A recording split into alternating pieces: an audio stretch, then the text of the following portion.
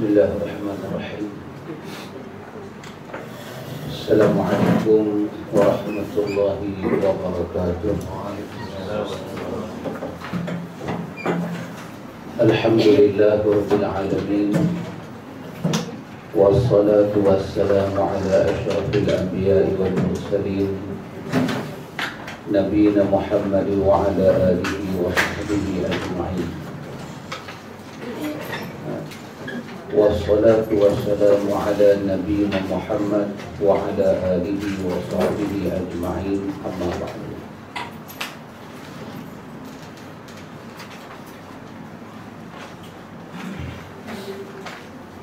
Ikhwatul kiram, a'azzakumullah wa uhibbukum fillah.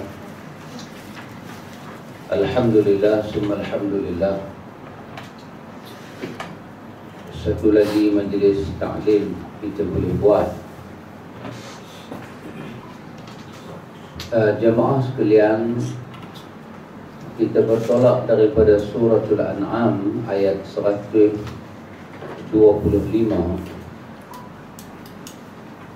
فَمَنْ يُرِدِ اللَّهُ أَنْ يَهْدِيَهُ يَشْرَحْ صَدْرَهُ لِلْإِسْلَامِ وَمَنْ يُرِدْ أَنْ يُضِلَّهُ يَجْعَلْ صَدْرَهُ ضَيِّقًا حَرَجًا كَأَنَّمَا يَصَّعَّدُ فِي السَّمَاءِ كَذَلِكَ يَجْعَلُ اللَّهُ الرِّجْسَ عَلَى الَّذِينَ لَا يُؤْمِنُونَ.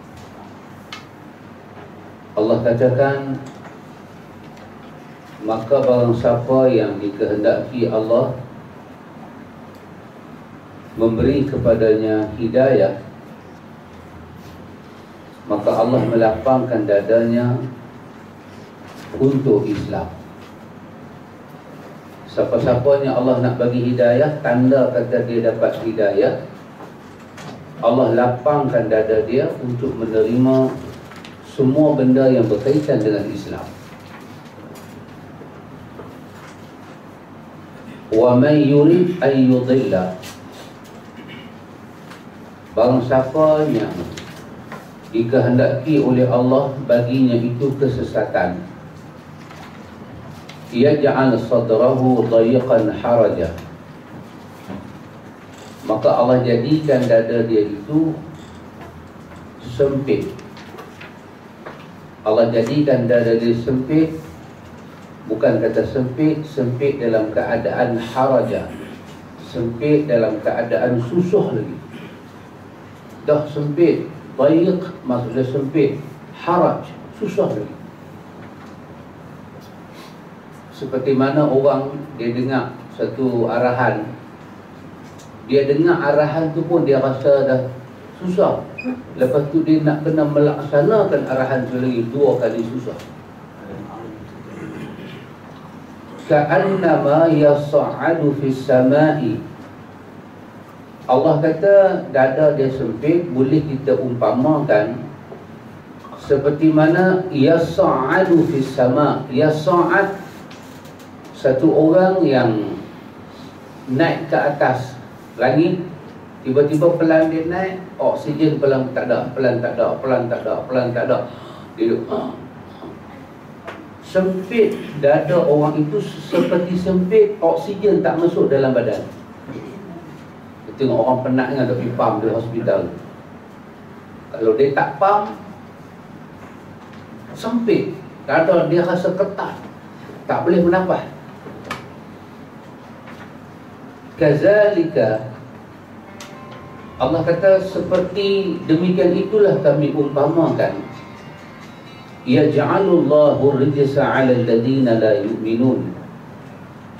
Perumpamaan di atas itu kata Allah kami jadikan sebagai suatu rijs, sebagai suatu tanda ke atas orang-orang yang tidak beriman. Ikhwatul iman, di sini ada 2 benda. Yang pertama, bila Islam masuk dalam hati satu-satu orang, dia masuk dengan petanda. Dia bukan masuk dengan kosong, dia masuk dengan petanda, alamat. Dia masuk sesuatu yang berkaitan dengan Islam mudah. Langkah jadi mudah, terima jadi mudah, persiapan jadi mudah, dia mudah.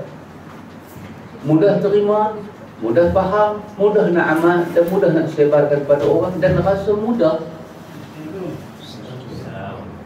Rasa mudah menerima ujian-ujian untuk Islam. Rasa mudah, sangat mudah. Kalau kita tengok kawan-kawan kita, saudara-saudara kita yang dipanggil dilamun cinta, masuk Minang, belah perempuan minta sampai 15,000, 20,000. Kita dengar dah apa ni dah. Kita tengok kawan yang dilamun cinta ni, dia boleh kata, okey tak ada apa. Okey tak ada apa. Awak jadi macam tu, mudah. Kita pening dah 20,000, dia tengok gaji dia 1,200. Nak impor, nak bayar kereta, nak bayar motor, tak ada apa. Dia kata, never mind, dia kata. Never mind, mudah. Orang bercinta, seorang duduk Kuala Lumpur, seorang duduk Kuantan, ataupun seorang duduk Shah Alam, seorang duduk Penang. Kan? Jadi perjalanan tu hampir 4 jam. Kita daripada rumah kita nak pergi market, dah setengah jam jalan kita merongok. Kita kata jauh buat market, jauh-jauh. Alangkah baiknya market, buka pintu aku masuk market. 4 jam hang pergi Kuantan, 4 jam pergi, 4 jam balik, drive lagi. Kita kata tak jauh ke? Kita tak ada apa, macam 20 minit ni. Pasal apa? Dilamun cinta. Semua jadi mudah. Perjalanan, pekerjaan, semua jadi mudah. Hatta daripada diri dia, dia nak keluarkan sesuatu untuk itu, mudah. Kesemua ini petanda kata jiwa dia sedang mendekati itu. Maka Allah bagi contoh kepada kita, siapa yang Allah nak bagi hidayah Islam, dia dengar Islam mudah. Dia dengar Islam itu mudah. Kerana itu ikhwan, betullah doa Nabi Allah Musa alaihi salam dalam surah Taha, Rabbi syrah li sadri. Wahai Tuhanku, lapangkanlah bagiku dadaku. Ya, mudah. Ini satu benda yang sangat penting. Pasal itu ikhwan, kita memohon kepada Allah Ta'ala supaya Allah bagi kita, dada kita ni lapang menerima Islam. Kadang-kadang sebahagian umat, dia lapang menerima Islam pada satu bab, tapi dia tidak lapang dada dengan bab yang lain. Sebahagian ahli politik, dia kalau bicarakan ekonomi Islam ke depan dia, ini ekonomi yang betul, betul lah, itu memang daripada Islam.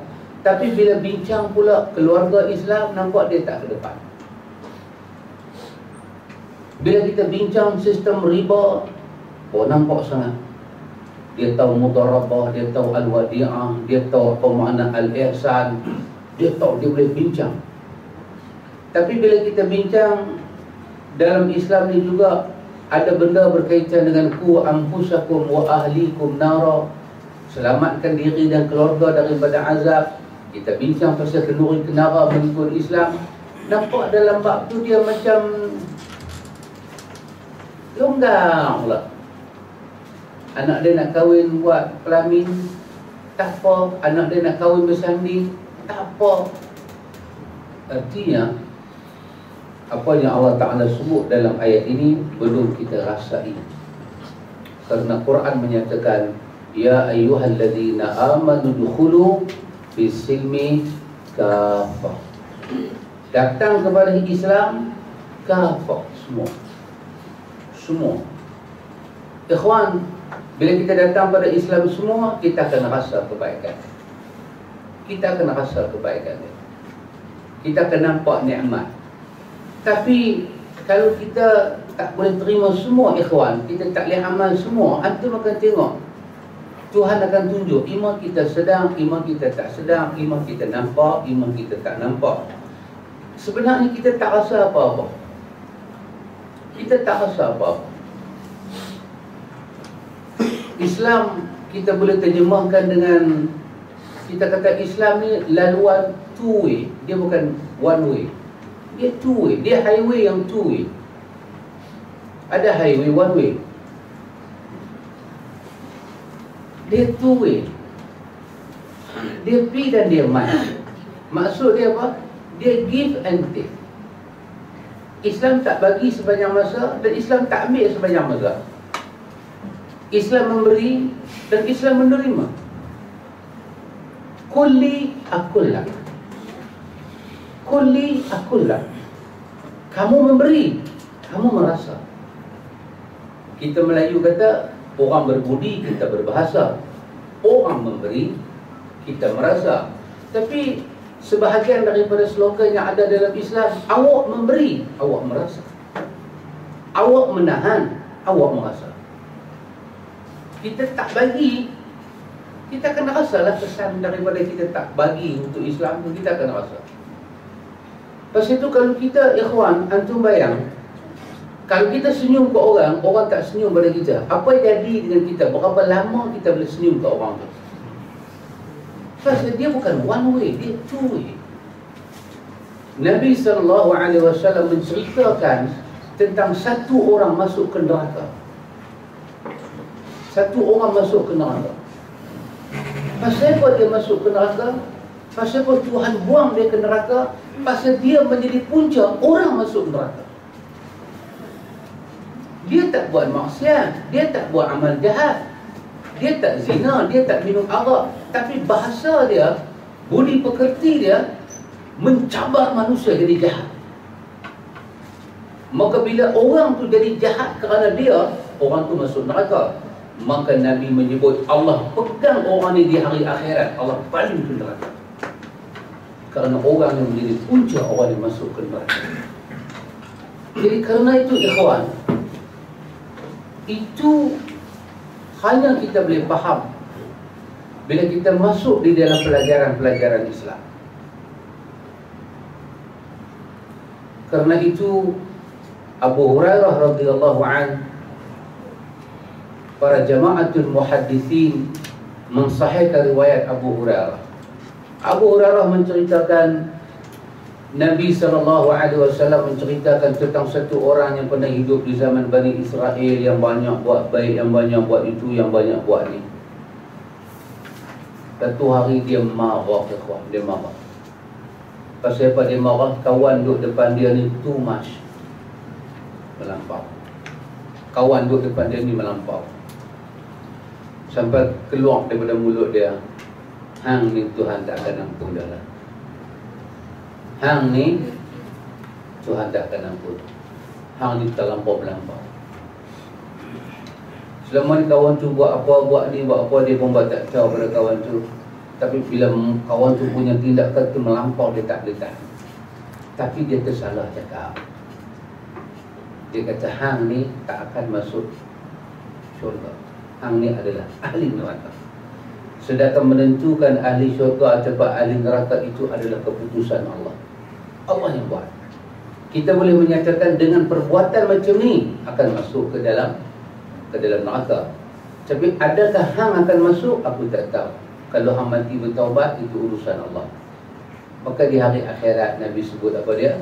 Si pembuat maksiat itu dibuang ke neraka, dan dia yang menjadi sebab kawan itu tak mau berubah, dia juga masuk ke neraka. Jadi kerana itu dia highway ikhwan, yang ada dua jalan, jalan pi, jalan mai. Kalau kita amalkan agama, semua kita amal agama cara pi saja, dia tak mai balik, itu nama dia silaturahim tak ada. Tak ada ikhwan, tak ada.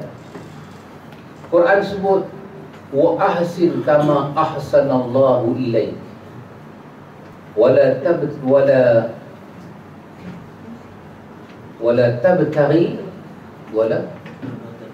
wala tabghi fil ardi fasad wa ahsin kama ahsanallahu ilaik. Kau kena buat baik seperti mana Allah buat baik pada engkau. Tapi ayat itu tak titik di situ. Ayat itu menyatakan jangan kamu melakukan perosakan di atas muka bumi. Maknanya dia jalan pi dan jalan mai. Kebaikan tak boleh tahan. Kebaikan tak boleh tahan. Kalau kita buat baik di satu pihak orang buat racun, Orang beracun, orang beracun, orang beracun. Tak boleh tahan kebaikan. Akak-akak dia boleh mati, benih-benih dia boleh rosak. Pasal itu kita akan mendapati sepanjang kita melihat tarbiyah di kalangan salafus salih, ahlu sunnah wal jamaah. Masalahnya kita tengok Imam Malik, dia akan masalahnya kita ambil Imam Ahmad bin Hanbal. Dia berpesan, sesiapa yang duduk dalam majlis aku tak benarkan dia duduk dalam majlis Ibnu Kulab. Siapa yang duduk dalam majlis aku tak benarkan dia pergi kepada Ibnu Kulab. Kerana di sisi Imam Ahmad, Ibnu Kulab ini satu orang yang mengajar akidah tapi tidak berteraskan kepada sunnah. Imam Ahmad buat peraturan, siapa yang mengaji sunnah, mengaji Quran, mengaji hadis, jangan duduk majlis itu. Kenapa ini berlaku, ikhwan? Kerana sisi siri kita menanam benih baik-baik itu, kita tak mau racun. Kita tak mau racun. Kerana itu pengasingan itu mula berlaku. Nabi menyebut tentang memilih kawan, maka itu sangat penting. Nabi menyebut tentang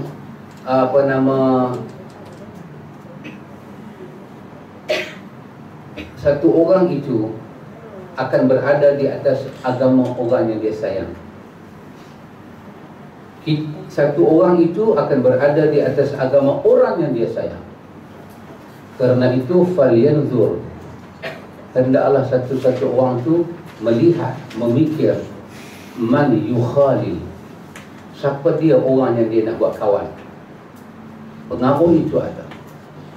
Jadi kerana itu ikhwatul iman, kita mesti tahu bahawa memohon kepada Allah ni, Allah bagi kepada kita kelapangan dada untuk Islam itu penting. Bukan berkaitan dengan salat sahaja. Tak, dia tak berhenti di situ. Bukan berkaitan dengan tutup aurat sahaja. Dah, dia tak berhenti di situ. Bahkan dia masih ada step yang kita kena pergi. Satu ke satu perasaan mukmin. Perasaan mukmin itu penting, ikhwan. Disebut di dalam hadis yang hasan, riwayat At-Tabrani. Para muhadithin menilai hadis ini dengan nilai yang hasan. Nabi menyebut tak sempurna iman seseorang kalau dia tak ambil tahu hal saudara dia. Jadi apa kawan tu? Kawan tu susah, bagaimana kawan tu susah? Dia tak ambil tahu langsung. Nabi kata la yu'min. Kamu tak ada iman. Kamu tak ada iman. Dalam hadis Bukhari, Nabi menyebut tentang apa? Nabi menyebut tentang sekiranya saudara kamu itu buat zalim ataupun dia terkena zalim, Nabi kata tolonglah dia. Unsur akhaka zaliman atau mazluman. Saudara kamu ni di atas nama dia orang Islam, dia kena zalim, kamu tolong, ataupun dia si pembuat zalim, dua-dua kamu kena tolong. Maka menjadi kehairanan di kalangan para sahabat. Sahabat bertanya, ya Rasulullah, kalau dia kena zalim, kami tahulah maksud tolong. Tapi kalau dia buat zalim, kami nak tolong dia macam mana? Dalam hadis Bukhari, Nabi jawab pada sahabat, tolong dia dengan kau hentikan kezaliman dia. Tolong dia dengan makna apa? Hentikan kezaliman dia. Stopkan kezaliman dia. Jangan benarkan dia buat zalim. Semua ini ikhwan daripada bahagian agama. Semua ini daripada bahagian agama. Kalau satu orang dia faham tentang sembahyang, dia hanya kau sembahyang dia kan. Kezaliman di kiri dia, kezaliman di kanan dia, dia kata bukan kerja kita. Kita ahli sunnah jaga sembahyang sudahlah. Betul lah ahli sunnah jaga sembahyang, tapi dia melarikan diri daripada ayat udkhulu fi silmi kafah. Dia melarikan ayat daripada menjadikan Rasulullah itu sebagai contoh. Ada orang datang dalam hadis Muslim kepada Nabi. Dua orang bertengkar. Apa? Tanah. Si fulan ni kata, ya Rasulullah, tanah lipat aku punya. Tengok-tengok dia main buat kacau dah. Dia ni kata, mana boleh tanah pak dia? Tanah aku. Bukti dia, aku dah tanam semua atas tu. Aku tanam, aku semai, semua ada. Dua orang ni datang. Nabi tanya kepada kawan yang kata tanah tu tanah pak dia. Nabi kata, apa bukti tanah tu pak hang punya? Dia kata tak ada bukti. Bukti dia pak apa punya? Zaman tu bukan ada geran, ada apa. Nabi tanya kawan seorang lagi, apa bukti tanah ni hang punya? Hang tanyalah semua orang, ya Rasulullah. Yang duduk menebas, yang duduk menanam, yang duduk jaga tanah tu siapa kalau bukan aku? Semua orang bagi pengakuan. Kami duduk tengok dia lah yang jaga. Dia ni yang kata tanah pak dia, dia tengok pun tak. Dia tengok kata dah naik tanam-tanaman, baru dia mengaku tanah pak dia. Nabi berani pada kawan yang menanam, yang jaga tanah tu. Nabi kata kalau begitu tanah ni kau yang punya. Dia pada seronok dapat tanah, seronok lah. Tak dapat buat muka lah. Masa dia pada nak beralih pergi, Nabi kata sepasang, di kalangan hampa ini ada yang berbohong. Di kalangan hampa ni ada yang berbohong. Sesiapa yang pandai bercakapnya di hadapan aku, dan kerana pandai dia bercakap, aku bagi hak orang lain pada dia, ketahuilah yang aku bagi itu adalah potongan dan kepingan daripada neraka. Pergilah kamu sendiri. Dua langkah kawan tu jalan, dia patah balik. Dia kata, ya Rasulullah, tanah ni sebenarnya pak dia punya, bukan aku punya. Aku timpak tanahnya. Bahagian mencari keadilan, bahagian Islam. Bahagian Islam. Bahagian mencari keadilan, bahagian Islam. Walaupun yang buat zalim tu Muslim, kita kena rampas kezaliman dia, beri pada orang yang berhak mendapat. Walaupun dia sembahyang, kita sembahyang, Nabi tak benarkan kezaliman itu hidup. Pada ayat Al-Ma'idah, wala yajrimannakum syana'anun ala qaumin, janganlah kerana kamu tak suka pada satu kaum menyebabkan kamu tidak bertindak adil pada dia. Maka berkenaan dengan ayat ini, Nabi mengutuskan sahabat Nabi pergi kepada suku Bani Yahudi. Untuk apa? Untuk ambil jizyah. Untuk ambil, dia berduduk negara Islam, dia berbayar lah. Kita kata cukai ke apa, dia berbayar. Orang Islam bayar zakat, dia berbayar jizyah. Masa sahabat nak pergi jumpa mereka, sahabat jumpa Yahudi. Apa sahabat kata? Sahabat kata, demi Allah, kalau Nabi suruh aku mai berurusan dengan babi dan kera lagi aku suka. Tengok muka hampa Yahudi ni aku cukup meluat. Khinzir ni, kita orang Melayu tengok wek kan, wek. Tapi sahabat kata, aku lebih suka khanazir ini. Kalau Nabi suruh aku berurusan dengan binatang ni, aku lagi suka daripada berurusan dengan hamba. Tetapi telah turun ayat kepada kami melarang kami menzalimi manusia. Maka tidak akan aku zalim hamba. Mai aku ni sekadar nak kutip jizyah dan aku nak beri. Bahagian Islam, walaupun orang tu kafir. Ini yang saya katakan jemaah sekalian, memohon kepada Allah supaya Allah bagi kepada kita ada hati yang boleh faham agama.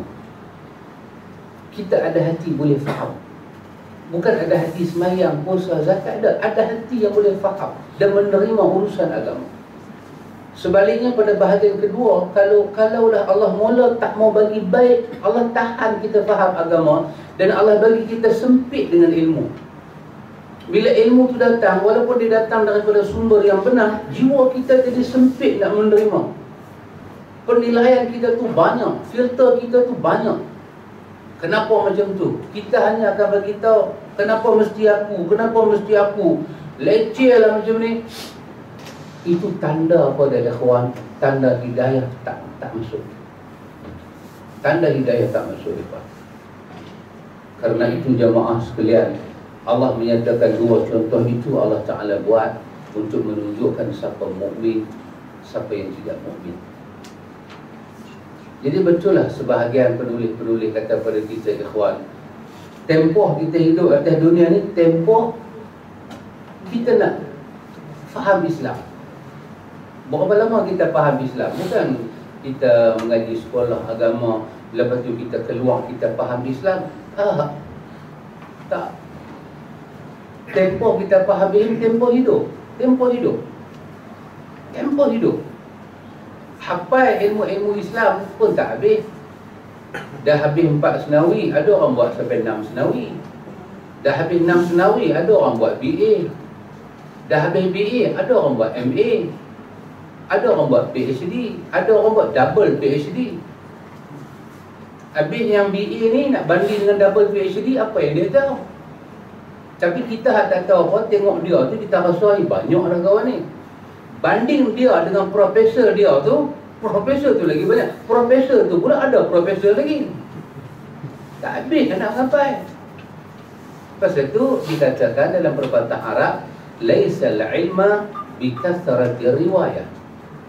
Ilmu tu bukanlah dengan kau banyak meriwayatkan dia. Itu ilmu, tapi laisal ilma bikathrati riwayah. Sebab kasrati riwayah ni tak habis. Kita dah hafal Sahih Bukhari 5,000 hadis kita dah hafal. Mai Sunan Tirmizi. Yang tu pun kita hafal hadis-hadis sahih. Mai lagi Sahih mai lagi Sahih Abu Awana. Tak pernah dengar.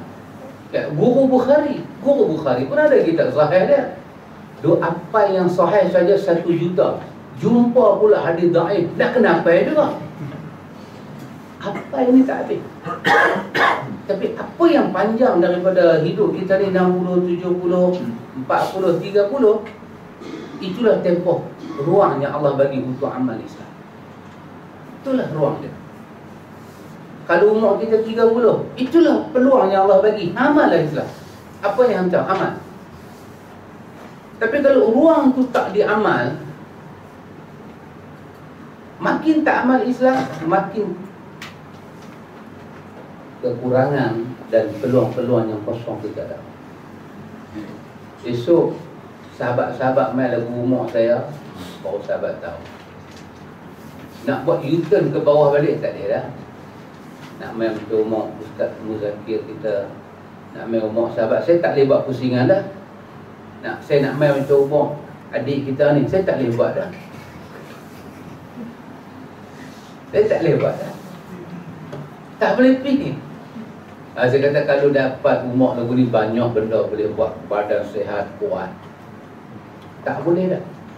Tapi dulu masa Tuhan bagi umur lagu tu, kenapa tak buat? Macam kita ambil contoh semayang. Bila kita naik 40, 45, 50, semayang kita tak sama macam budak 35. Kita dah lajak 60, tak sama macam orang umur 40, tak sama. Bila kita start rokok aja, rasa awak belakang, aduh, cuma duk tahan sebut aduh lah, takut batal semayang. Tapi bagi salam tu, aduh mati. Ya betul ke? Kita duduk tahiyat lama, kita rasa lemah. Imam baca lama, konsentrate kita tak boleh nak pergi dah. Kita rasa nak pening, rasa nak meloyor, rasa nak duduk. Ya, ini perubahan-perubahan yang berlaku. Tetapi perubahan macam mana pun berlaku, Islam itu dapat diamal dalam kota-kota dia. Orang tua amal cara orang tua, orang muda cara orang muda. Orang perempuan mai umur 60, mai umur 70, tak sama macam umur kita 25 dulu. 25 dulu kita jalan je orang pandang. Lah kita jalan, tak ada siapa nak pandang kita. Sampai kita tanya, tak mau pandang makcik ke? Kita tanya, tak mau pandang makcik ke? Dia buat tak tahu. Dia bawa kita makcik, jangan pandang belakang lah. Peluang tu lari. Tapi bukan masalah kita tua, kita muda. Masalah dia, ruang yang Tuhan bagi itu untuk amal Islam. Amal Islam secara apa, ikhwan? Secara kulli, menyeluruh. Semua bab kita tak belajar lagi, tapi bab yang kita dah belajar, kita mesti amal. Lisanul hal afsah min lisanil maqal. Ini yang paling dahsyat, ikhwan. Lisanul hal afsah min lisanil maqal. Apa yang kita cakap betul, belum tentu orang terima.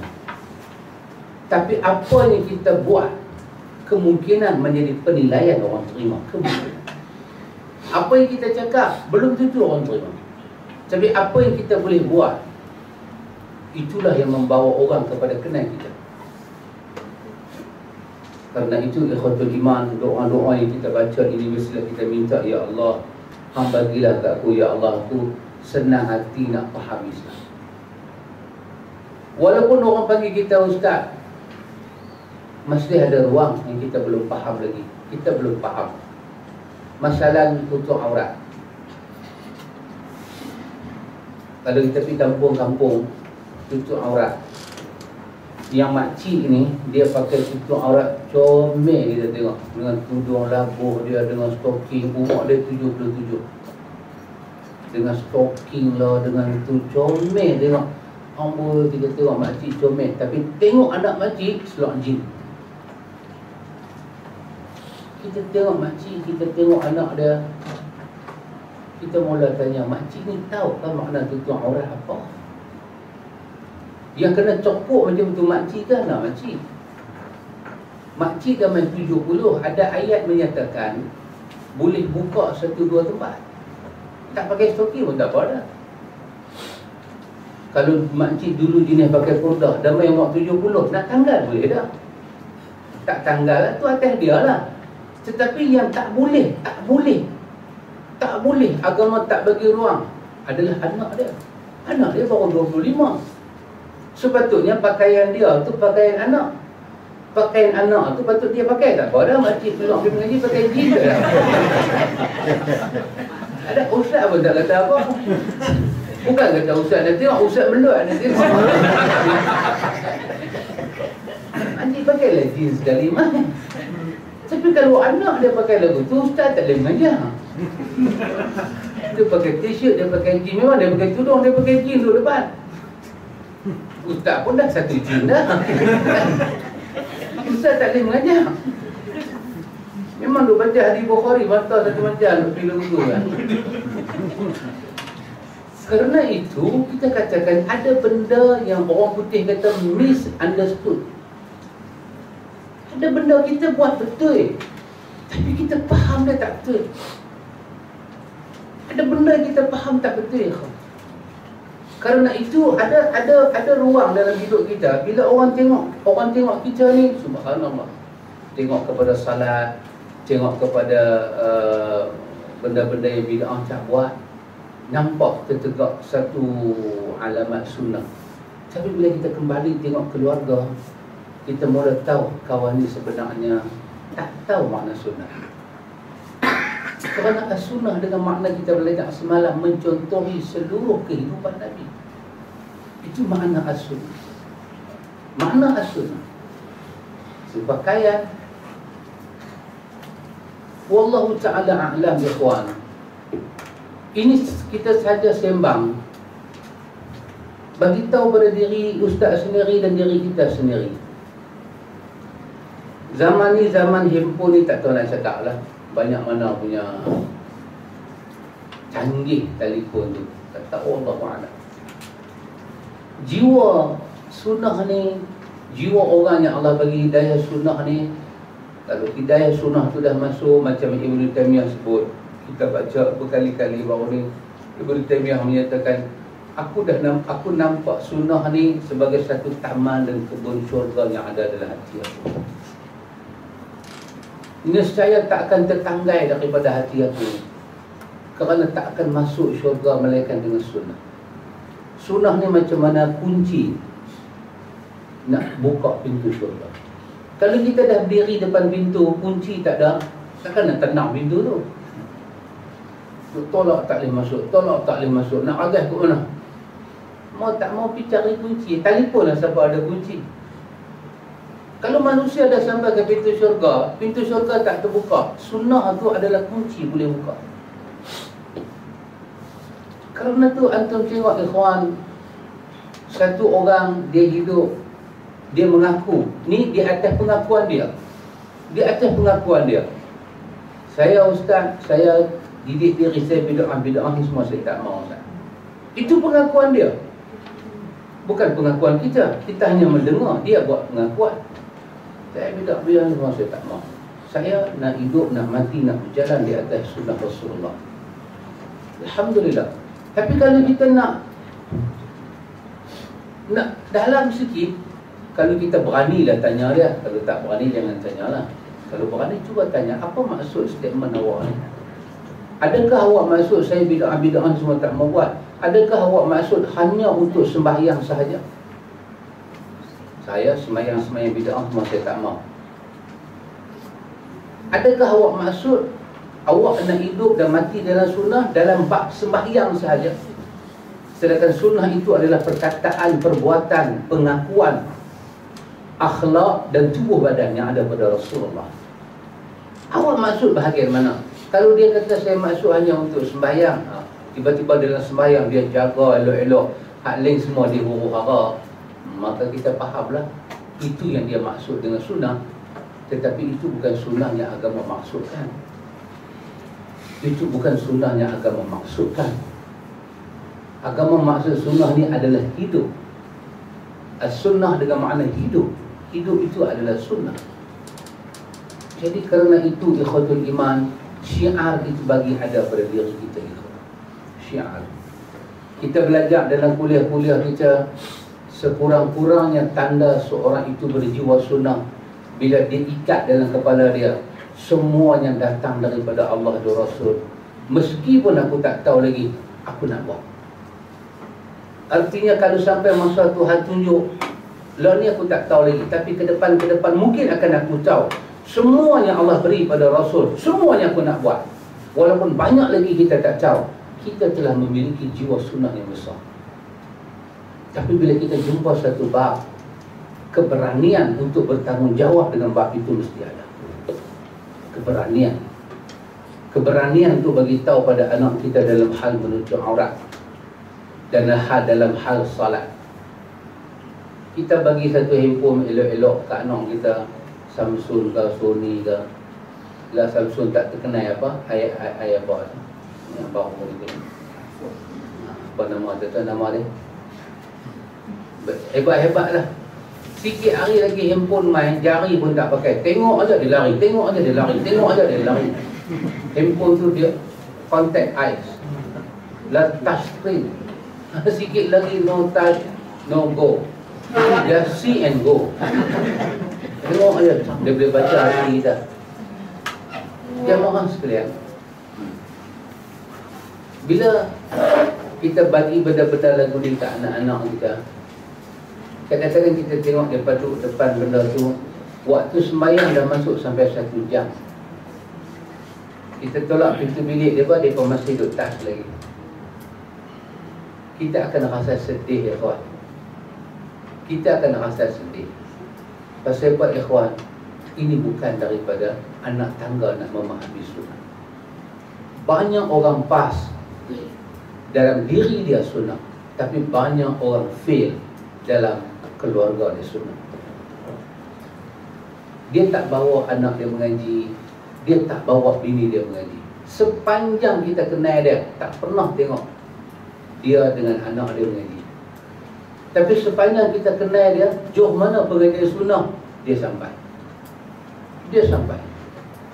Tapi kita pelik, kalau ada sampai dan pesta, dia boleh bawa anak dia pergi. Ni ikhwan saya tak tahu, ikhwan, tak tahu, saya tak boleh faham. Saya tak boleh faham apa yang mereka harapkan dengan agama ni, ikhwan. Tak boleh faham. Mereka tunjuk kesungguhan mereka kepada benda selain daripada Allah.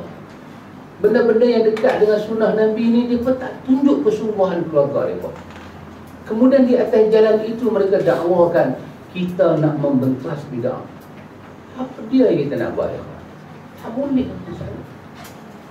Ini track hidup yang salah. Kena betul kan, ya? Kena betul. Hidayah memang tangan Allah. Betul, hidayah tangan Allah. Tapi track kita kena bagi betul, ya? Satu orang duduk dalam gua, dia duduk dalam gua, ya Allah bagilah rezeki kat aku. Tiba-tiba dia tak datang pula. Dia kata, ya Allah tak main apa pun. Betul tak? Dia berdoa, betul. Betul doa, betul keyakinan, tapi track dia salah. Nabi kata pada sahabat, ambil kapal, pergi letak kayu, pergi jual ke pasar. Kau makanlah hasil kau sendiri. Kerana itu ikhwatul iman, mesti ada satu perubahan ikhwan. Dari segi menutup aurat, dari segi berpakaian, dari segi semua pandangan kita kepada anak-anak. Kadang-kadang kita tengok anak dia duduk main apa, anak tu gambar tolak apa tu, tolak apa ni. Kita tanyalah dalam handphone dia tu apa menatang nama ni macam-macam. Dia kata ada ayat Quran. Ada, tapi budak-budak ni tak pernah buka pun. Tapi game anak dah tahu semua. Ikhwan, saya kata ni ikhwan, untuk kita ikhwan, untuk kita. Kalau kita boleh main 10 minit game, takkanlah. Orang kata macam ni, kalau kita boleh buat benda lara 10 minit, at least kebaikan pun sama banyak. Tak lebih pun tak apa, sama banyak. 10 minit orang boleh main game, tolak betul-betul. Kenapa 10 minit handphone yang sama dia tak boleh buka tafsir? Apa dia kata apa? Tak apa? Tak apa? Dia tak masuk tu, dia panggil apa? Tak install. Install lagi. Install. Tak install lagi dia kata. Macam mana game install? Yang ni dia kata automatic, beli-beli dah ada. Model nak jawab tu banyak. Model nak jawab. Jadi ikhwan, kadang-kadang kita duduk di atas petunjuk Allah. Kita baca kalam Allah merangkak. Kita baca kalam Allah merangkak, namun hati kita tak ada rasa nak repair. Tak ada rasa. Kadang kita tengok dia baca Fatihah, kita tahu, tapi kita tak kata dengan mulut kita. Cuma kita punya duk ingat, kalaulah Tuhan boleh bagi idea kat dia, dia baca Fatihah, dia rakam sendiri, lepas tu dia dengar balik. Ataupun kita boleh rakam sengak-sengak ke, lepas tu kita saja pasang bagi dia dengar. Biar dia dengar ni suara siapa, kita teka. Kita kata ni imam masjid mana? Kita bagi Masjid Madinah, Mekah dan Masjid Al-Aqsa. Cak bagi dia pasang. Dia dengar satu suara, dia sendiri nanti kata, awak teruk sangat tu imam ni. Kita kata, mari kita tengok tu imam ni nama siapa. Tengok-tengok naik nama dia. Kita kata, ni lah rakaman hang aku rekod hari tu. Tapi macam mana dia tidak diberi petunjuk untuk merepair bacaan Quran dia? Macam mana ikhwan? Tapi ilmu yang kita ada hari-hari yang mendatang ni, semua kita nak balik bertemu Allah. Semua kita ada ilmu itu. Tapi macam mana perjalanan kita ikhwan? Boring. Ni ada boring. Buka Quran dalam handphone, dia mana? Automatically dia mana? Mata dia dengar.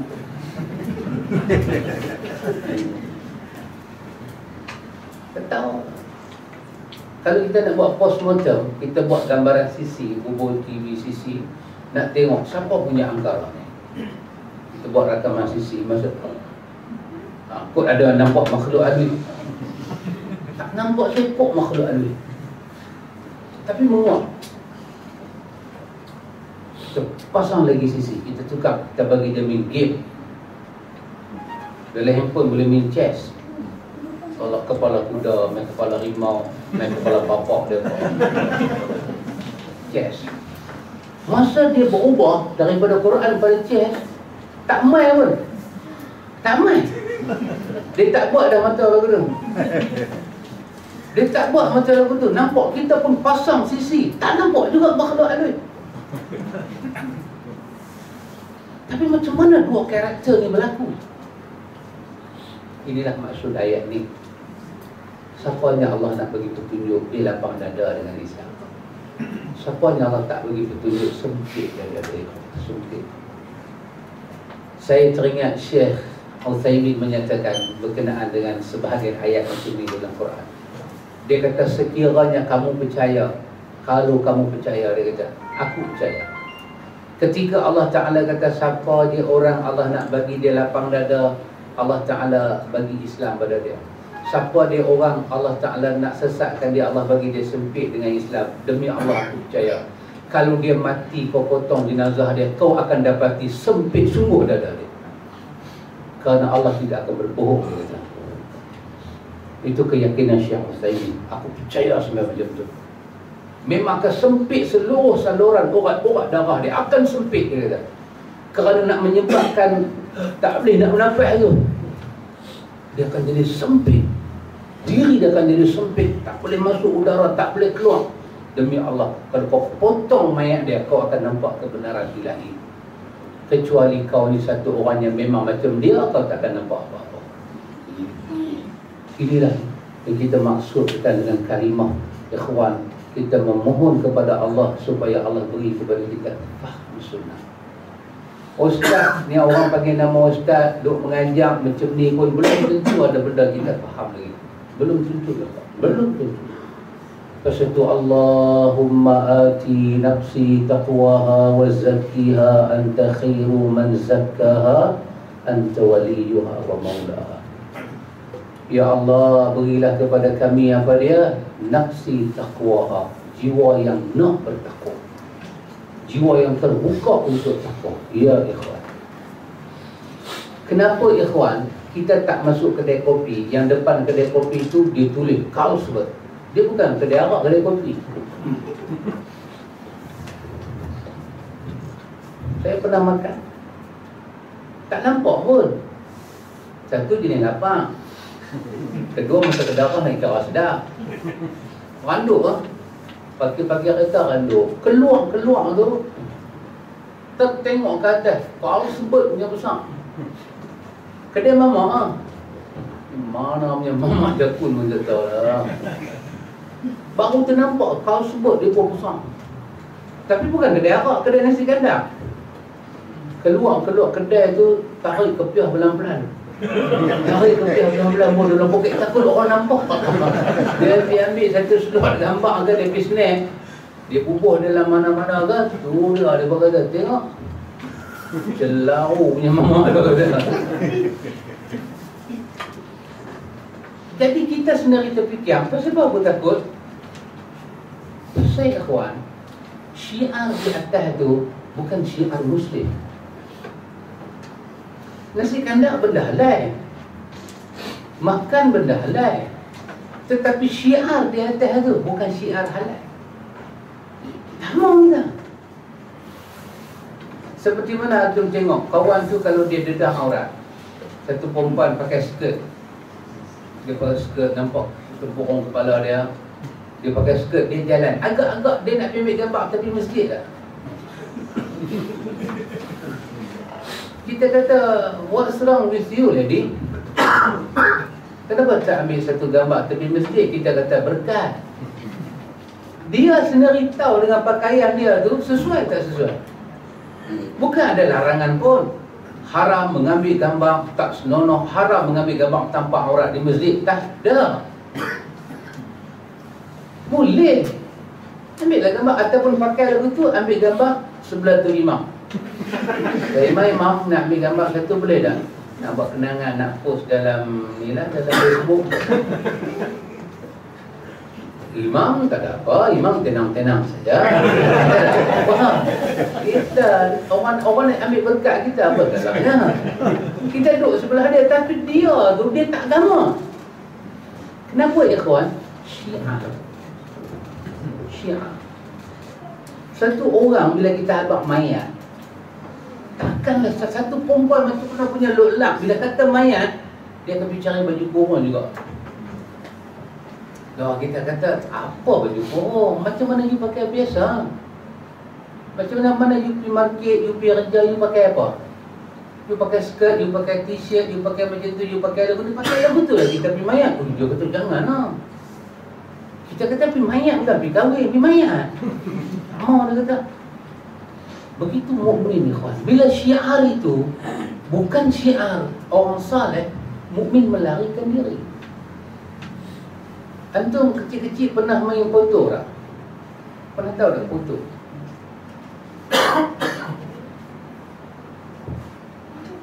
Foto tak bisa tahu. Habis sedikit tu main apa?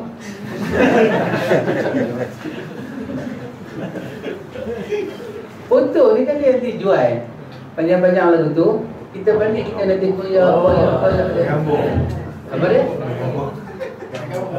Ada gambar, foto lah tu.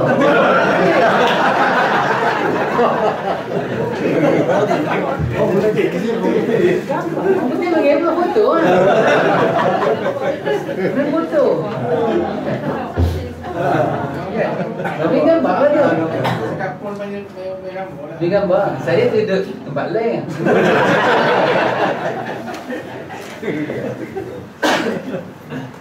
Main foto kan? Macam ada gambar, belakang tu ada nombor kan? Dia macam duk pakau lah, tapi dia foto. Dia ada gambar kan? Kita main, masa kita main foto tu, dalam kepala kita ada dah ingat dia judi. Ada, tak ada ingat. Betul kan? Baik. Tetapi kalau kita ataupun anak kita, dia tinggal foto, tempat foto tu dia tukar dengan daun judi tu. Bapak dia marah tak? Pasti bapak dia marah. Wahai sama lah, belakang pun ada nombor juga. Tapi yang ni, yang kata daun apa? Daun turuk. Daun turuk ni, yang tu dah terkenal dengan nama syiar yang buruk. Yang ni walaupun dia ada nombor, tapi dia foto terkenal dengan nama permainan anak-anak. Sampai hari ni ikhwan, bila kita pun teringat ambil foto balik kan. Ada tak kita pergi 7-Eleven tengok ada daun judi tu, kita ambil, kita beli, kita main. Semua pakai haji lagu ni. Mengembalikan memori lama-lama, tobat lahum kita tak buat. Pasal apa ikhwan? Syiar. Maka mukmin tidak akan mendekati apa-apa yang padanya ada syiar yang mungkar. Walaupun orang kata main daun judi ni minda kita bagus, kita kata demi Allah, aku ada syiar sunnah. Aku boleh main macam-macam permainan, tapi aku tak akan main benda-benda yang ada syiar. Harta kita nak simpan daun tu dalam rumah kita pun agama kita. Pasal syiar ikhwan. Inilah yang Imam Malik sebut apa dia? Min da'bis salihin. Kita kena ada peradaban salihin dan kita menjauhi daripada da'bul fusaq, peradaban orang-orang yang fasik. Orang-orang yang walaupun dia main tu dia tak bertaruh duit apa-apa, tapi dia telah terkenal dengan simbol fusaq, orang-orang yang rosak akhlak di sisi agama. Kita jauhi khatulina, kita jauhi. Inilah kita maksudkan ikhwan dengan perjalanan nak mendekati Allah, dengan perjalanan nak sampai kepada Allah, supaya dengan benda-benda ni ikhwan, Allah bagi kepada kita kelapangan dada, supaya Allah lapang dada kita nak faham juga langkah-langkah ni, langkah-langkah para sahabat ni. Antum tengok para sahabat Nabi, antum tengok kehidupan para sahabat Nabi sangat pelik. Bila Nabi meninggal, Muawiyah bin Abi Sufyan, dia masuk ke masjid, dia masuk, dia semayang, dia keluar. Di tepi masjid tu ada orang duduk sembang. Dia keluar balik, dia bertanya dia satu soalan. Apa yang kau buat ni? Kau kata kami duduk sembang. Sembang pasal apa? Kami duduk sembang pasal Islam, pasal pengalaman kami zaman jahiliyah, kesyukuran kami pada Islam. Muawiyah tanya, adakah itu sahaja yang hampa sembang ataupun ada benda lain? Dia kata tak ada benda lain, kami sembang benda tu saja. Dia bertanya kat dia, awak ni yang duk tanya kami macam ni? Dia kata tak ada apa-apa. Dia kata aku cuma teringat zaman Nabi. Masa Nabi masuk masjid, kami duduk, aku dengan sahabat-sahabat dulu duduk di luar macam hampa duduk lah. Tiba-tiba Nabi keluar daripada masjid, Nabi tanya dekat kami macam mana lah ni aku duk tanya ke apa. Jadi aku repeat balik memori aku dengan Nabi. Aku masuk dalam masjid, aku keluar, aku main tanya ke apa, pasal dia mengenangkan aku kepada Nabi. Ada sahabat berjalan-berjalan sampai di bawah satu pohon, duduk lah. Wahai pohon tu dah tak ada dah batang dah tu, duduk. Dia pun buat macam terkejut. Apa ni? Tak ada apa kawan tu tunduk. Dia kata, tang sinilah aku jalan dengan Nabi-Nabi tunduk. Masa tu ada pohon. Aku pun nak tunduk macam Nabi. Murid. Jadi alangkah baiknya ikhwan, kalau satu daripada langkah kita ini, kita boleh melangkah ke situ. Saya ingat kita ada mengaji ni semua ni, bab semayang, beberapa bab asas kita dah lalui dah kenal dah. InsyaAllah lah kalau orang panggil kita buat pergi ratib kubur pun insyaAllah lah kita tak pergi. Bukan insyaAllah kita pergi, insyaAllah lah kita tak pergi. Hak tu saya rasa dah jelas dah. Tapi ada beberapa bab kita kena bagi lagi jelas. Bab keluarga dan kita dan anak-anak kita. Biarlah orang tengok kepada keluarga anak kita, pakaian dia. Sebelum anak kita besar, kita boleh betulkan ikhwan. Boleh betulkan. Antum, kalau kita ada anak-anak, kita pesan baik dia lelaki, baik dia perempuan. Nabi pesan, idza atakum man tardawna khuluquhu wa dinahu falyuzawwij. Nabi kata, apabila datang kepada kamu seorang yang kamu redha akhlaknya dan agamanya, maka kahwinlah dengan dia. Anak kita ni baru nak besar, habaq benda ni kata, supaya besok dia besar, dia tak bermain menantu yang pening kepala. Pasal apa dia berkenan pada kawan tu? Handsome. Handsome ni perlu kena ada. Tetapi apabila orang tu datang dengan akhlak yang baik dan agama yang baik. Pasal apa? Kalau anak kita perempuan lah umur 10 tahun, lagi 15 tahun dia akan jadi 25. Kalau dia belajar, dia dah keluar universiti. Kalau dia tak belajar, lagi cepat dia kerja. Kalau dia kerja kelang, dia kerja supermarket, no. Kumbang ni, bukan kata kumbang, pirana laut pun terbang mai. Semua nak attack dia. Masa tu, apa pilihan dia nak buat? Kumbang ni pula kumbang yang pandai saja, puisi, gurindam. Ku terpandang langit, ku nampak wajahmu. Nak main lagu tu. Rambutmu seperti mana, tak tahulah macam mana apa pun tak tahu. Dia tu duk bagi lagu tu kat dia. Dia ni perempuan. Satu ayat tu power, macam power root punya ayat. Kedua, dia tu pun ada rupa sikit. Dia tu pun rupa ada sikit. Nampak ada tajak lah, ada tanjak dia tu. Ada gaya, cuma lah Malik tak ada. Gaya tu ada. Nampak ada gaya. Jadi anak kita, kalau kita tak bagi tahu pada dia apa dia kena buat, anak kita tak siasat dia ni semayang ke, dia ni puasa ke, dia ni duk cuba bomo ke, tak tahu. Iyalah depan ni cerita benda tak dapat lagi. Oh, orang datang kata apa? Comel sokmo. Comel sokmo. Besok bila dapat, baru nak berocok. Lah tak dapat, okey. Dia boleh lalu depan Pak Mentua, tangan di depan. Bukan kata tangan, kaki di depan pun boleh. Oh, Kelantan kata berjual molek budak. Berjual molek. Oh, dia boleh minta izin, nak pergi tandai minta izin, makan nasi semulut. Nak suap lagi semulut, dia boleh minta izin. Saya boleh kan mulut kedua? Dia boleh minta izin. Belum dapat. Besok dia sudah rampas bunga ni, pi dah boleh anak seorang, baru kita tengok. Baru kita akan tengok nasib keluarga kita. Barunya, bukan kata garu bercakap.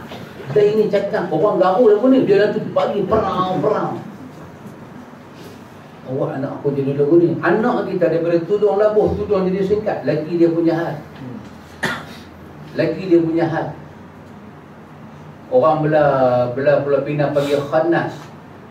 Dia satu khanas ni aku dah dapat. Khanas. Kan? Apa Quran kata apa? Min syarril waswasil khanas. Khanas tu Kita ajak anak kita sembahyang sehari 5 waktu. Kita ajak anak kita. Ni sunnah, sembahyang sunnah ni semua jangan buat. Dia dapat laki macam khannas ni. Khannas ni setan lah. Dapat laki macam khannas ni, habis agama anak kita. Habis. Dia bawa kawan-kawan dia masuk dalam rumah. Dia suruh anak kita buat ayam. 3:30 pagi kawan tu buat ayam. Kawan tu kata, Ustaz, abang nak pergi cari tudung. Tudung apalah, kami bukan kedara tudung hang, kami nak minum ayam. Daripada Allah, ikhwan. Supaya anak kita, dia tengok manusia di akhir zaman, dia tahu nilai akhlak dan agama. Akhlak dan agama. Betul tak kalau saya tanya makcik-makcik di belakang, akhlak dan agama? Dah kita umur hampir sama dah. Saya tua 5 tahun dengan makcik-makcik ni. Boleh panggil abang kat saya. 5 tahun saya tua. Lah ni, kita kenang balik pengalaman kita kahwin dulu. Kita bukanlah menyesal, tak menyesal. Cuma kita boleh menyatakan, betul lah akhlak dan agama. Nak jaga kita bukan rupa pakai. Rupa pakai comel, laki kita comel, bini kita comel. Tapi start dia bercakap macam gunung berapi. Berdebu. Kita nak keluar semua, Ustaz kata kat dia ni, Hawaii lagi 1/2 jam lagi dah buat dia tu. Dia cigir kita gitu. Dia dah pakai maskaru semua, dia dah buat cantik semua dah. Dah buti, dah berkondok semua, dia sapu ada kepala dia. Kita pergi kata buat teok. Dia kata kat kita, awak abang buta ke? Abang kata kat aku buta.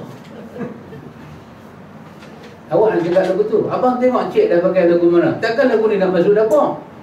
Tak, aku bukan suruh masuk dapur, suruh buat ayam. Semua orang tahu. Jangan mata tak kata apa. Start kita singgah ke dia mamah minum kuih hati. Dia nak jaga kita apa dia? Akhlak dan agama. Dan pesan kat anak kita. Tak ni saya maksudkan. Anak-anak kita kecil lagi, ikhwan mereka tak besar. Bagi tahu kat dia. Maruah mereka, agama mereka. Pasal apa agama suruh tutup aurat? Pasal apa agama tak bagi bercampur lelaki perempuan tak ada batas? Pasal apa? Dia kena tahu. Dan tutup aurat ni apa nilai dia? Dia kena tahu. Maruah diangkat dengan tutup aurat. Perkahwinan, kenapa ada perkahwinan? Kenapa ada mas kahwin? Dia kena tahu.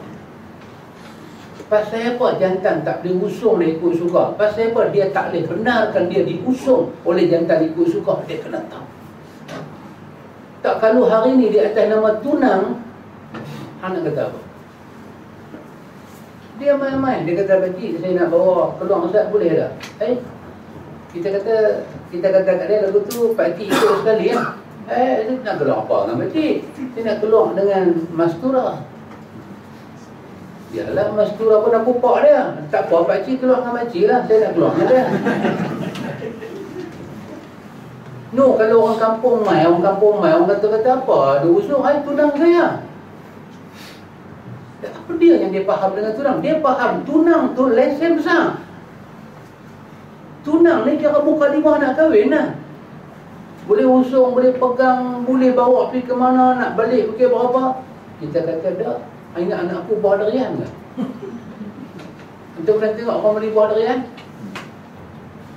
Buah durian bukan anak aku. Orang beli buah durian kan, walaupun berduri dia pegang.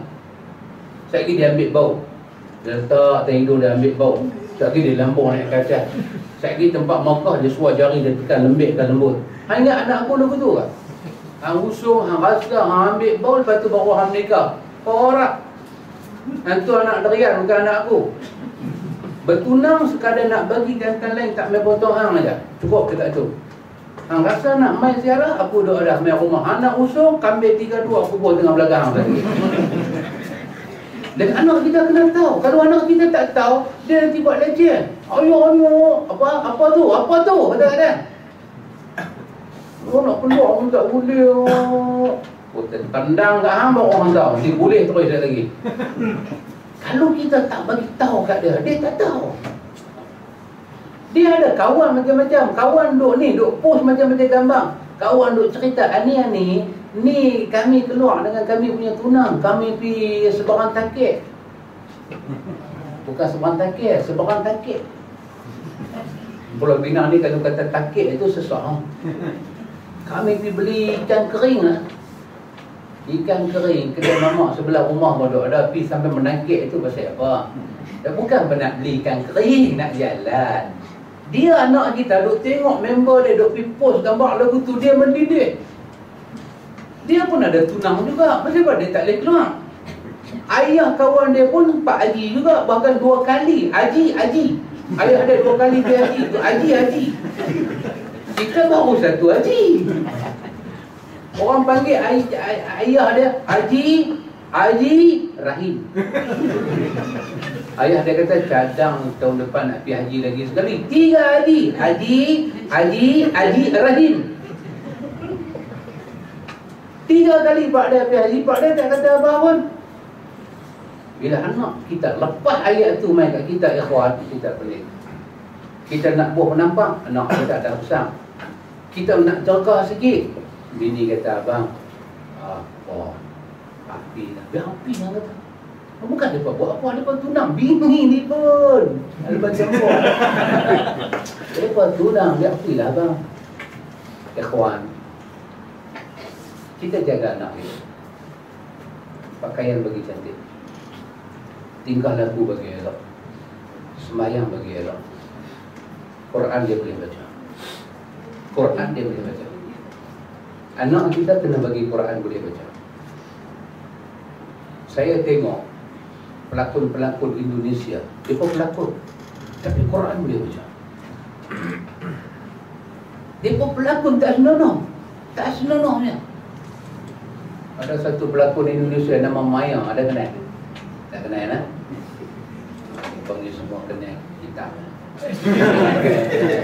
Kalau Abang Sahih Bukhari juga kenal lah. Abang Maya mana?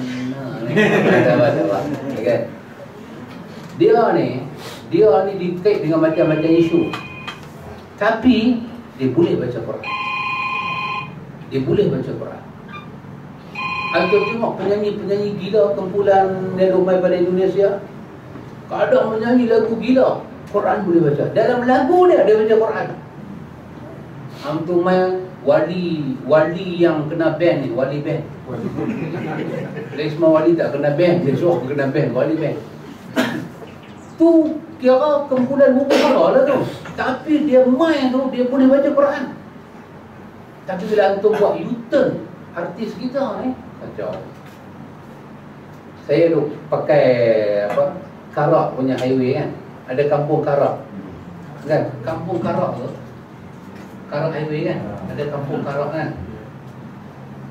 Kalau tu pergi ke kampung Karak tu, KRU buat filem Karak. Ada tengok? Oh, tak tengok. Semua ni wajah Suratul Kahfi.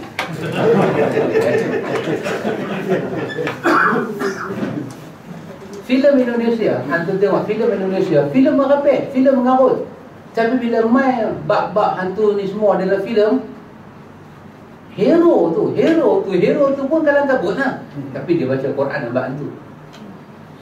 Hantu pun tengok hero baca Quran, lari. Oh, hantu tu kata, aku ingat dia ni hantu pun dia boleh baca Quran. Alhamdulillah. Dia baca dalam bahasa Arab tu. Tapi anda tengok filem Karak, ayat kursi, artis kita tak boleh baca dalam bahasa Arab, dia kena baca terjemahan. Alah hantu. Kita tengok dhaif ni kita. KRU buat filem Karak tu. Situ lah tu. Berapa banyak kes orang nak cerita dah masuk kampung Karak tu kan nak shortcut, jadi kes. Dia kata ada satu apa, kampung Bunian ke apa ke, kan? Kita pun lebih tak pernah jumpa. Pasal apa Bunian pun dia ingat kita Bunian. Bunian kata mana Bunian punya rumah dia belah. Dia tunjuk dalam filem tu hantu kacau kawan tu. Tapi kawan tu tak boleh nak baca ayatul kursi. Akhirnya dia kata, Allahu la ilaha illahu, tidak ada Tuhan melainkan dia, yang hidup, yang berdiri dengan sendiri. Tak baca dalam bahasa Arab. kedaifan kita ya kau. Benda ni semua anak-anak kita tu tengok, kita dah tengok. Dia ada impak maksimal pada anak kita. Dia ada kesan. Antum bayang kalau filem Indonesia main dengan ayat Quran, kalau anak muda Indonesia tengok filem tu, dia hafal sepotong ayat, dua potong dia hafal. Anak kita tengok filem ni, dia tak boleh hafal. Dia tak boleh hafal. Pasal apa ikhwan? Ini yang kita duk jaga keluarga kita. Kita jaga ku anfusakum wa ahlikum nar. Mana kita jaga akhlak kita, kita jaga anak-anak kita. Macam mana kita semayang, lagu tu dia semayang. Nabi kata apa dalam hadis, suruh anak semayang umur 7 tahun. 10 tahun pukul. Nabi suruh anak kita semayang umur 7 tahun. Dan Nabi beritahu semayang macam Nabi. 7 tahun lagi kita dah beritahu kat dia, abang takbir macam ni, abang kaki macam ni, abang semayang macam Nabi. 10 tahun dia tak buat macam Nabi. Kita dah ajak 7, 8, 9, main 10, dia semayang bukan macam Nabi. Nabi kata pukul dia. Pukul dia. Memang ayah ni kadang-kadang dia balik semayang daripada masjid, tengok anak dia tak semayang lagi, dia suruh semayang, dia parti budak dia. Mana budak dia rokok? Dia kena parti.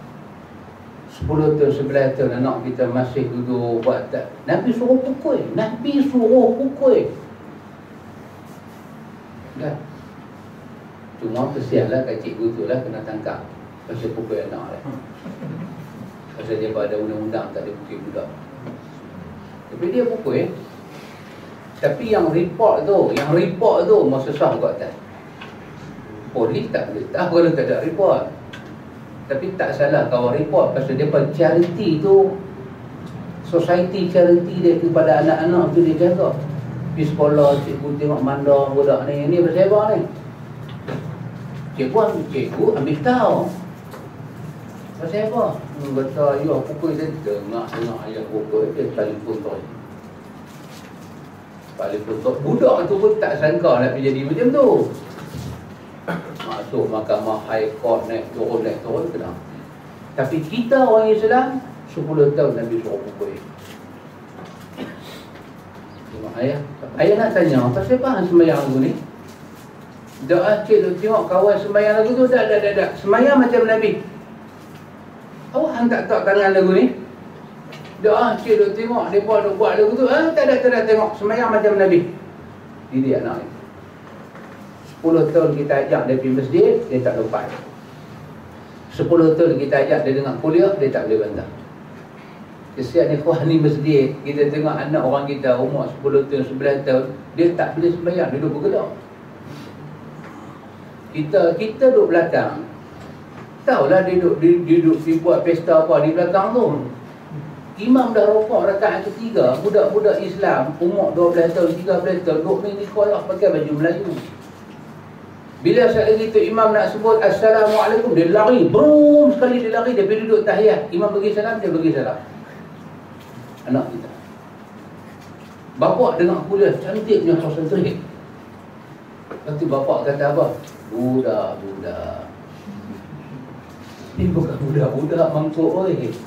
Nabi suruh pukul, Nabi suruh pukul umur 10 tahun. Tapi 7, 8, 9 tu kita ajak dia. Duduk di rumah ajak dia. Macam mana muafiq, macam mana masbuk, macam mana jamak, macam mana qasar, macam mana nak pakai seluar dalam sembahyang. Kita beli baju Melayu ke anak kita ni, kadang-kadang kaki seluar tu meleret. Di sembahyang raya. Macam tu. Nabi kata isbal, tak mau, potong. Gantung kaki seluar tu di atas mata kaki. Tak mau meleret. Tengok anak meleret, bapak cantik pula. Tengok bapak, itu mana? Bapak ni kan tukang jahit, tak dan jahit kan? Tak ambil tahu. Pakai tangan baju sampai sini. Sampai sini. Nabi suruh letak tangan sini, dia sampai sini. Tak jaga ikhwan. Sunnah-sunnah Nabi ni tak jaga. Macam mana besar generasi itu nak dekat dengan sunnah. Pergi sekolah jangan cakap lah. Pergi sekolah jangan cakap. Ni cerita di rumah. Nabi suruh kita jaga sembahyang anak kita. Ikhwan, inilah kita katakan sebahagian daripada perjalanan sunnah belum selesai. Artinya jalan nak faham sunnah ni tak habis lagi. Banyak lagi nak kena faham, nak kena tengok, nak kena buat. Semoga Allah merahmati kita dan Allah tak masukkan kita dalam orang yang sempit hati untuk faham agama. Baik ikhwan, sebelum kita tutup majlis, ada soalan?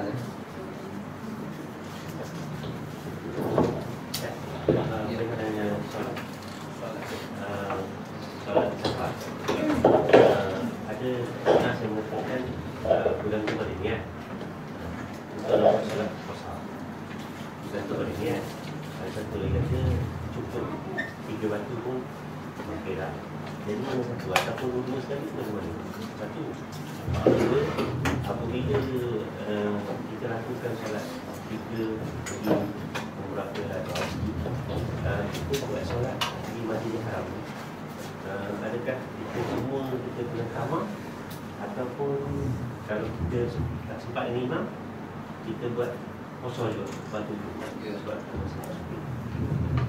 lepas tu kalau kira ada tak pernah saya mengatakan bahawa nak buat ibadat taubat ataupun hari kau tak boleh lain perintah.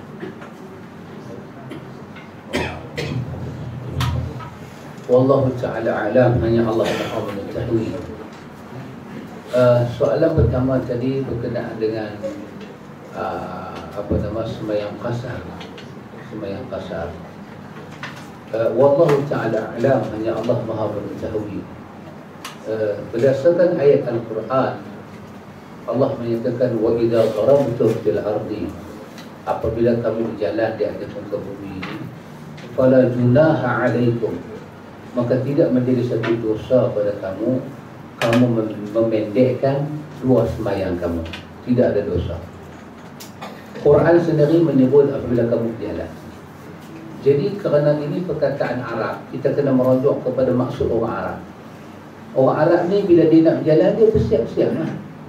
Dia siap bekalan ayak dia, dia siapkan dia punya unta, dia punya kuda, dia berjalan. Jadi bila begitu rentak perjalanan dia, persiapan pun dia buat, maka Allah kata tidak menjadi kesalahan. Sembahyang 4 rakaat ini kamu jadikan dia 2. Sembahyang yang berada dalam 2 waktu kamu pun jadi satu waktu. Kita panggil jamak takdim, jamak takhir, jamak asar. Tak salah. Cumanya para sahabat Nabi radhiyallahu anhum, mereka menceritakan pengalaman mereka masing-masing.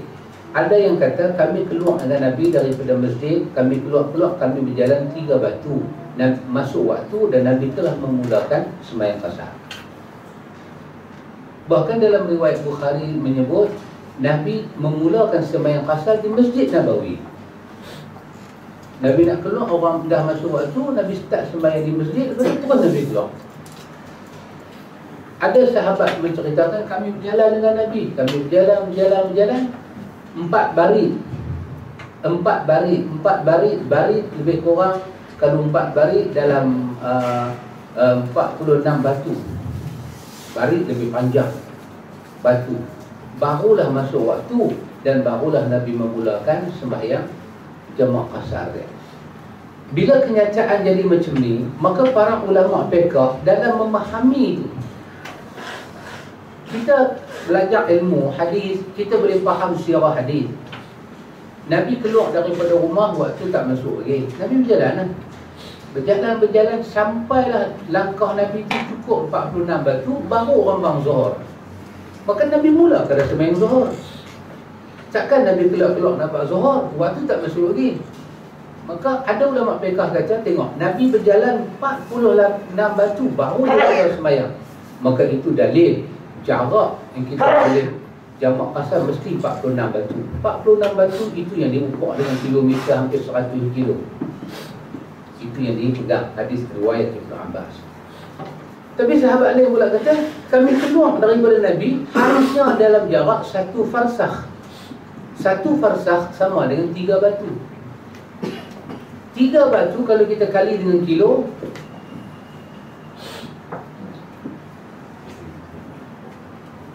5 kilo, 6 kilo dah ada. Pasal apa? Jalan 6 kilo baru masuk waktu. Sembahyang. Ala kulihannya, sembahyang kasar ni untuk apa? Untuk orang bermusafir. Jadi kalau kita keluar daripada rumah, orang tanya nak pergi mana? Lah nak pergi jalan tak? Sabar dulu. Jadi tak kira lah kita dah jalan jauh mana pun.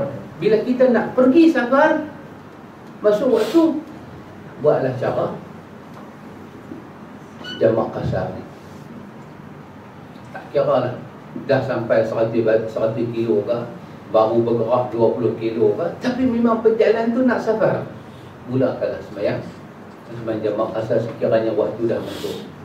Nanti kita balik pula sampai ke masjid rumah kita, boleh hentikanlah kita punya sembahyang jamak kasar. Jadi kalau tanya ustaz, niat ada dua. Satu maksud niat kita nak safar itu apa? Itu tak penting. Pasal hadis Quran langsung tak berbicara soal niat. Soalnya perjalanan.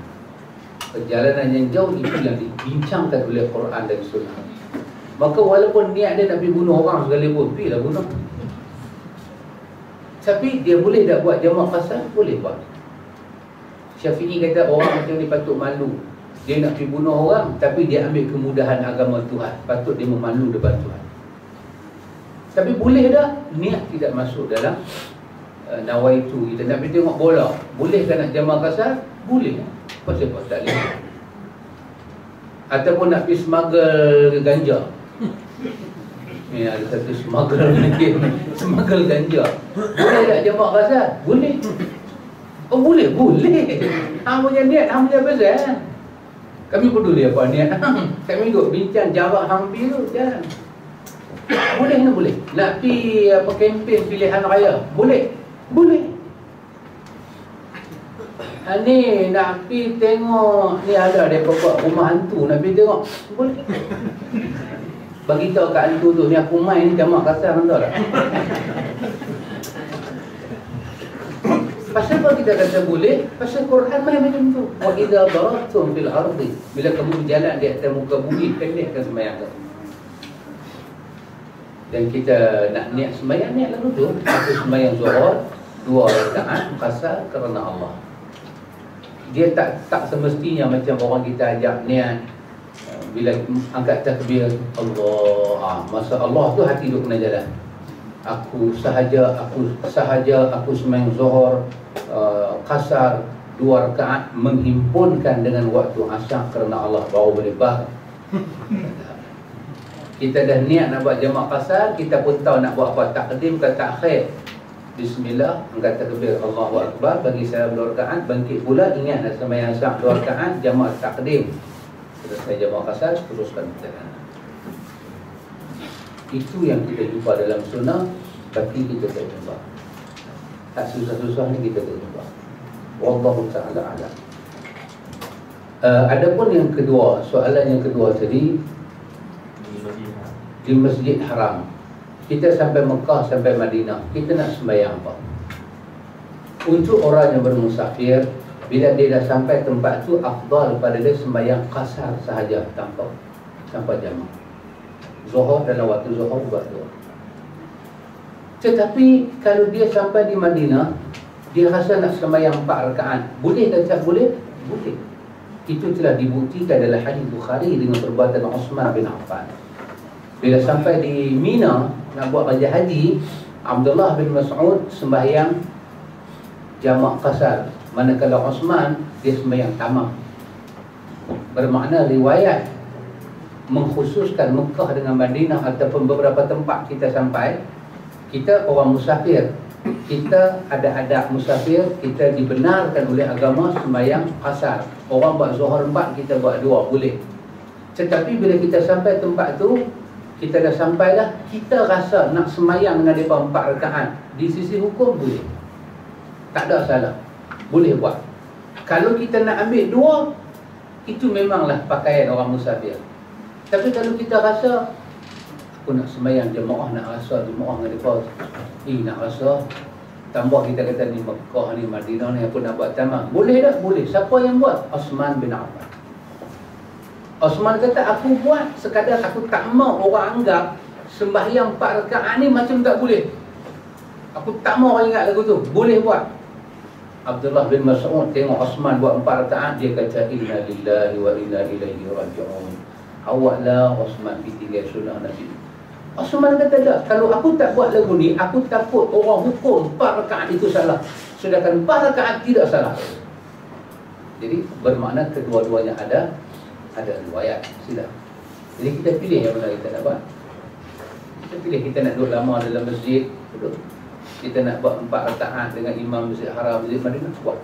Sunnah tidak menyalahi kita. Sila. Allah Ta'ala alam. Yang ketiga tadi jantina haiwan. Kita nak buat kekah. Hadis menyebut Nabi kekah dengan 2 ekor kambing yang bertanduk. Tanduk ni kambing jantan lah.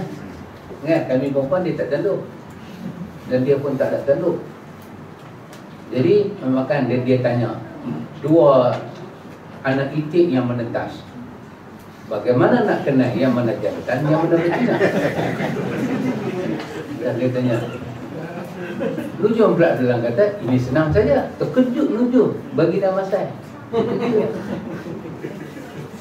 Ya, biar dia bawa dalam ayat. Cucik-cucik dia lari 2 itik tu, depan ada sekor, belakang ada sekor. Kalau ahli nujum nak tahu yang mana jantan, yang mana betina, yang depan itu betina, yang belakang itu jantan.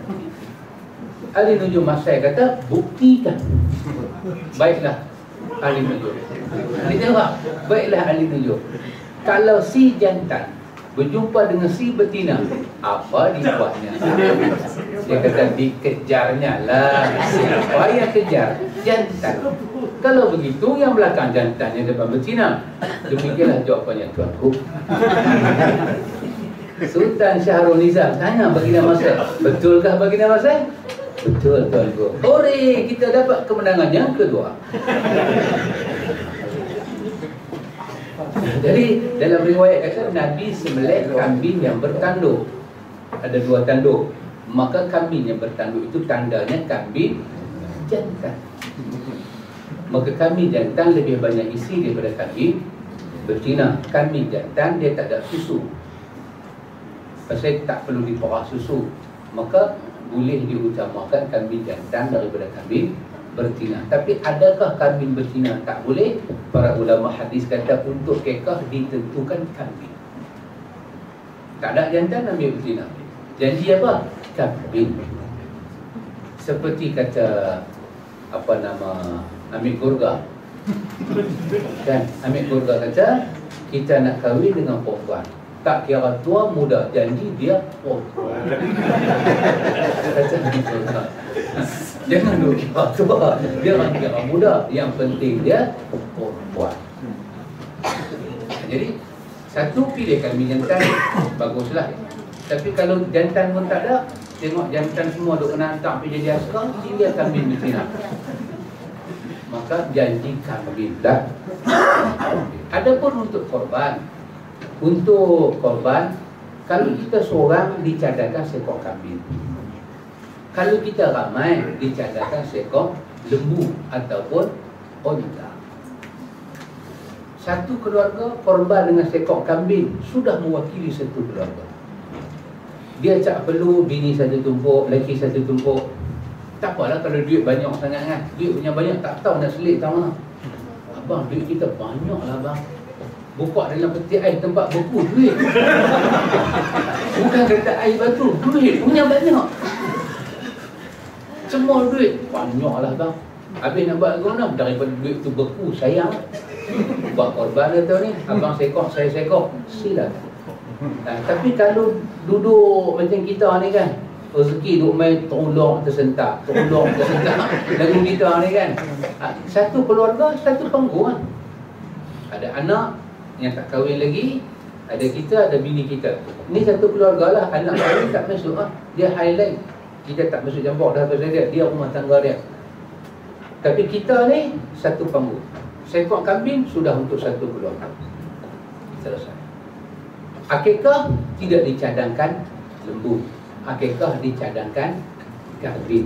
Jadi kalau orang ambil kesempatan bulan korban, ada orang nak sembelih seekor lembu, dia nak selit masuk bahagian akikah. Dari segi fiqh sah, tapi dari segi keutamaan sangat tidak bagus. Kerana kambing dicadangkan untuk akikah, lembu tidak dicadangkan untuk akikah. Kan orang nanti baca 3 tumpuk akikah, 4 tumpuk korban untuk seekor lembu dalam bulan korban. Sah, sembelih semua sah. Sembelih ni niat apa pun sah. Janji sembelih. Ada orang dia masuk korban tapi niat nak jual. Dia kata kalau daging korban ni kita ekspor, tinggi harga dah. Dia nak try market. Kita bawa dia 1 tumpuk sembelih. Dia bukan bagi ke orang, dia pergi pack elok-elok freezer, dia hantar pergi London. Dia jual sampai sekilo berapa pound dah. Oh, dia kata terdekat boleh buat lagi. Dia pun niat apa pun, bila sembelih sah ha?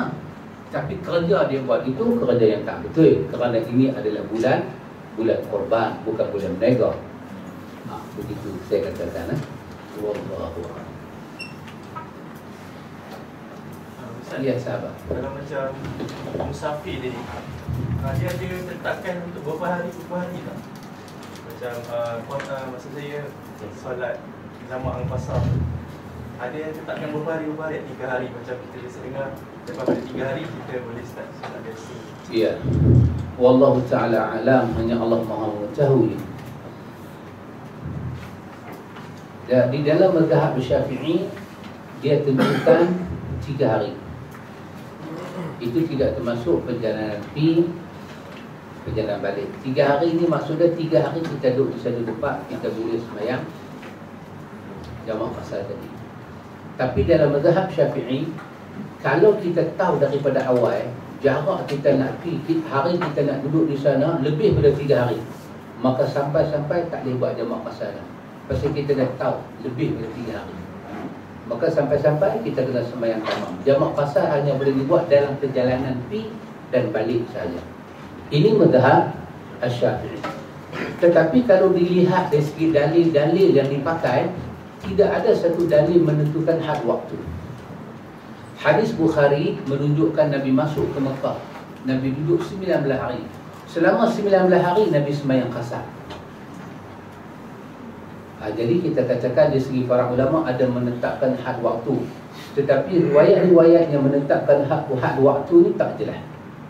Yang jelasnya bila kita duduk di situ, kita seorang musafir, kita nak selesaikan kerja kita seminggu ke 2 minggu, kita dibenarkan sembahyang qasar.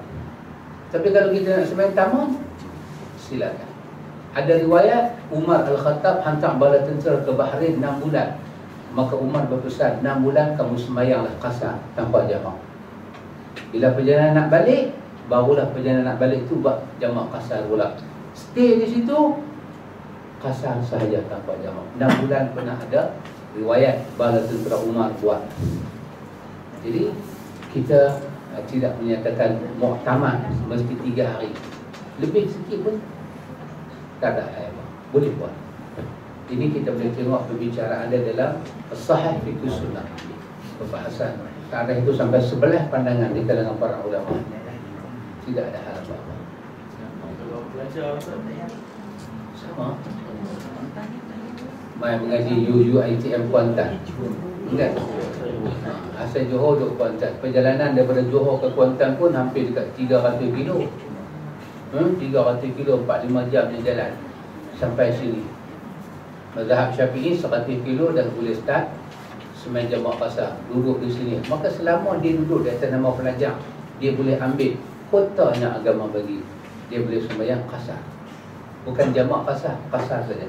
Masuk waktu dia buat dua, masuk waktu dia buat dua. Orang kata apa dia buat perangai lagu ni? Saya orang Johor. Kecuali lah dia duduk di sini, dia tengok keindahan negeri Pahang. Kan? Pasal dia kata apa dia? Dari Melaka ke negeri Pahang, sehingga sebentar beli berangan. Berangan tahu kan? Johor kan? Dia daripada Melaka nak pergi Pahang, nak ambil Tuan Tijah lah. Nak ambil Tuan Tijah tu. Ni pasal Raja Melaka dah hangau, nak ambil Tuan Tijah. Tapi dia singgah sebentar di Johor beli berangan. hajat di hati nak buat jasa. Takut-takut apa? Lupa nak. Semua bekas hafal Quran lupa dah. Takut-takut tak dimakbulkan. Jadi dia dah bagi tahu dah. Cantik negeri Johor. Negeri Pahang ni cantik. Hantu mai ke negeri Pahang, tengok Tun Tijah tengok orang Melaka. Tun Tijah berkenan kat hantu. Tapi Tuah ni seorang yang tidak terhaka pada sultan. Tuah bagi sirih hati kapal nak balik tu. Tuah jampi. Rupanya Tuah pun ahli sihir juga. Bagi sirih punya kuih. Tun Tijah makan dengan penuh air mata. Akhirnya Tun Tijah lupa pada hantu. Yang teringat dekat Tuah siapa dia? Melut. Orang Bukit turun mai. Tapi dia mai ke istana. Karmawijaya telah pasang perangkap, dia sudah jadi gundik raja. Tuah kata dekat Melut, bukan kata ingat dekat hang, aku mai jumpa hang ni sengat-sengat pun dah salah dah. Hantar dah hukuman dia, hang gundik raja, mati.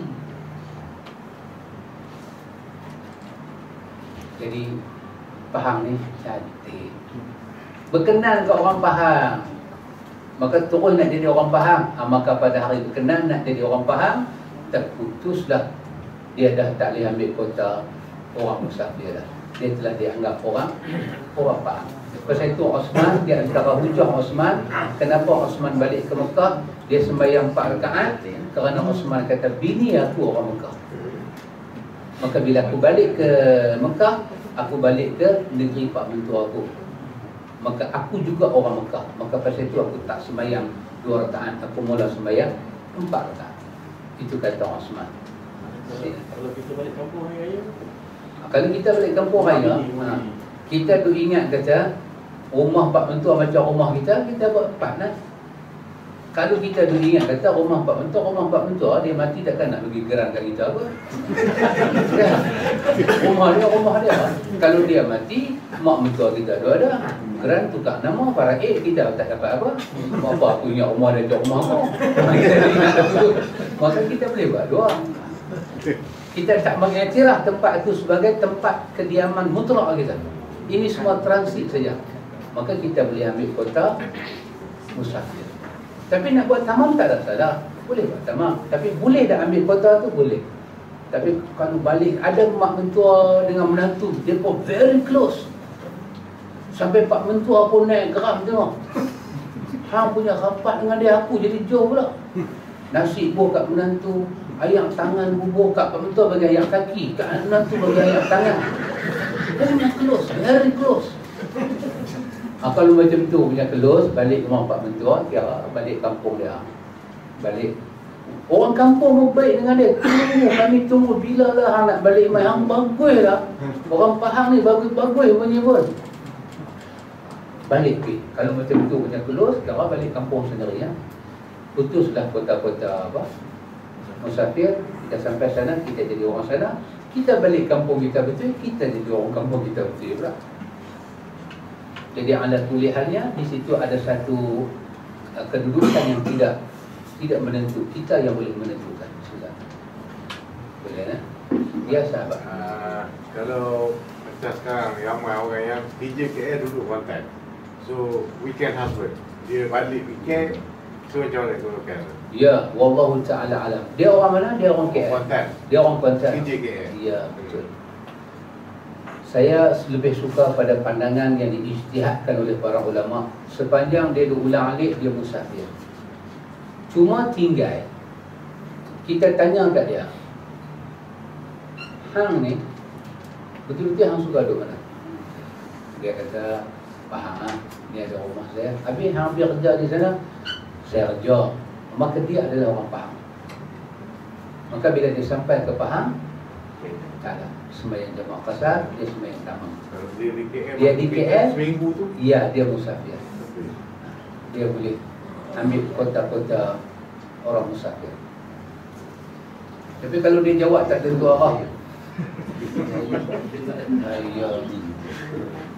saya pun tak tahu betul-betul saya orang mana. Yang saya tahu saya orang Malaysia. Aku ni hafal dah serabut hidup aku. Saya aku pergi sana, saya aku pergi sini. Kalau macam tu dia jawab, dia pergi tak mana pun dia musafir. Dia pergi tak mana pun dia musafir. Dia boleh terbang ikut dalam jawab. Tak tahu nak duduk tak mana. Dia kata aku, tak mana aku mati, yang tu lah kubur aku. Habis rumahnya hang beli, ini semua harta dunia ni. Dunia semua ni. Aku tak ada ingat nak cadang rumah aku. Tak. Aku minta tahu lah. Maka dia orang berkelana. Sampailah dia menentukan dia nak duduk tak mana, dia orang. Walaupun dia orang Pahang, dia ada rumah di Pahang, tapi jiwa dia jiwa Kuala Lumpur. Duduk di Pahang ni tak seronok pasal Pahang tak ada GST. Duduk Kuala Lumpur seronok, dia ada GST. Dia ada betul. Dia seronok. Dia seronok. Jadi dia suka. Dia dah biasa dengan kehidupan lagu tu. Jadi dia suka di sana. Maka dia balik Pahang. Dia kelahiran Pahang, tapi Pahang bukan kediaman dia, bukan manzil dia, bukan kediaman dia. Saya lebih suka ijtihad yang telah ulama putus macam tu, supaya memberi kemudahan kepada orang yang bergerak. Wallahu a'lam. Ada soalan lain tak? Ya sahabat. Ada riwayat Nabi pukul dah. Apa dia? Nabi kena pukul dah. Pukul? Oh, adakah riwayat Nabi pukul? Anak dia. Nabi pukul anak dia? Dalam mendidik Ya. Riwayat tak menjelaskan Nabi pukul anak dia, sebab anak dia semua terdidik. Nabi melaksanakan apa yang dia sebut. 7 tahun dia telah asuh Fatimah, dia telah asuh Zainab. 7 tahun. Anak laki-laki dia tak sempat, pasal anak laki-laki dia semuanya mati kecil. Apa yang ada dengan Nabi kesemuanya anak perempuan Nabi. Cuma riwayat menyebut kepada kita Hasan dan Husain. Kerana anak Nabi mati kecil, Nabi tak ada anak laki-laki besar kan. Jadi bila dia tengok cucu dia Hasan Husain, dia layan macam anak dia. Orang tu kata kemaruk anak kan. Dapat cucu mula perempuan, dapat cucu kedua perempuan. Anak dah perempuan 7, cucu pun perempuan. Mai cucu nombor 3 perempuan. Tak tahu mai cucu nombor 4 jantan. Allah, jangan layan anak betul-betul semua nanti cemburu. Jadi Nabi mendidik anak dia. Apabila dia tak suka satu benda, dia jegir kepada anak-anak perempuan dia, kesemuanya akan berubah. Sehingga kan kata Aisyah radhiyallahu anha, aku tak dapat melihat seorang yang betul-betul karakter dia sama dengan Nabi, melainkan aku nampak kepada Fatimah. Fatimah ni Nabi punya didik dia sebiji Nabi. Beza Nabi dengan dia, Nabi, Fatimah. Itu je beza. Tapi perangai, akhlak, cara pandang, cara fikir, susunan hidup, Fatimah lah paling mirip kepada Nabi SAW. Siapa kata? Mak tiri Fatimah, Aisyah radhiyallahu anha. Berkenaan dengan cucu dia, pernah riwayat menyebut Nabi sebut benda kasar pada anak dia. Mana budak nakal ni? Ada riwayat menyebut lukak dia bagi. Mana lukak ni? Maksud dia lukak ni, kalau terjemah Melayu, selekeh. Bagi mandi belum muat. Bagi mandi belum muat. Kata Nabi, mana 2 budak lukak ni tak pernah elok, bagi mandi belum muat. Abu Hurairah kata, ya Rasulullah, dia mak dia duk pergi mandi dah tu belum muat pula lah tu. Nabi tengah baca khutbah, cucu Nabi masuk pakai baju lambuh kesungkok. Nabi turun atas mimbar pergi sambut. Lepas tu Nabi kata, hampa 2 orang ni buat fitnah kat aku sungguh. Fitnah maksud dia apa? Buat leceh. Turun surah At-Taghabun menyebut innama amwalukum wa innama azwajukum wa amwalukum fitnah. Sesungguhnya isteri kamu, anak pinak kamu ni semua adalah ujian daripada Allah. Nabi kata dua budak lukak ni suka buat macam ni kat aku. Tapi bila Hasan Husain membesar, dalam pembesaran mereka, mereka tahu apa Nabi suka, apa Nabi tak suka. Maka sekali Nabi pandang, mereka tak akan buat. Maka riwayat tidak menyebut Nabi memukul. Kenapa? Maksud daripada maqasid tarjih itu telah sampai. Inilah kata para ulama, memberi pendidikan pada anak perempuan lebih mudah daripada anak lelaki-lelaki. Kadang-kadang kita tengok anak perempuan, kita cakap sikit, kita cerkah sikit, angkat sofa sikit jadi. Anak lelaki-lelaki ni kita cerkah, dia taram kita. Macam lagu kata Kak Pak Haji Bakhil, bapa Cikgu Murni dia taram Pak Haji. Dia taram, maksud dia apa? Dia ingat Pak dia apa. Dia cakap balik kat mak dia, awak Pak ni cerkah orang kecil lagi ke?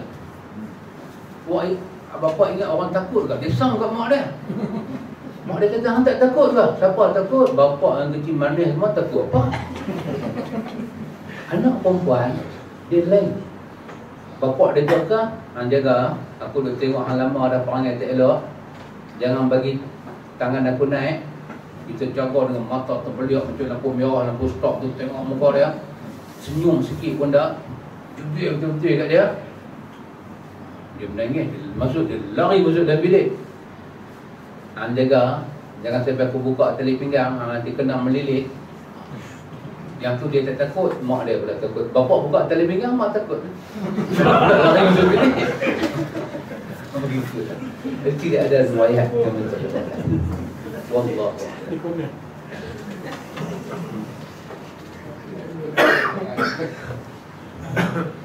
InsyaAllah ya khatul iman, semoga kita diberkati Allah. Selamat menyambut Ramadan, selamat menghayati bulan Ramadan dengan kelebihan-kelebihan yang ada di dalamnya. Semoga kita diberkati Allah. Doalah supaya kita ada jiwa yang besar untuk memahami perjalanan hidup Nabi sallallahu alaihi wasallam. Subhanakallahumma wa bihamdika, asyhadu an la ilaha illa anta, astaghfiruka wa atubu ilaik. Assalamualaikum.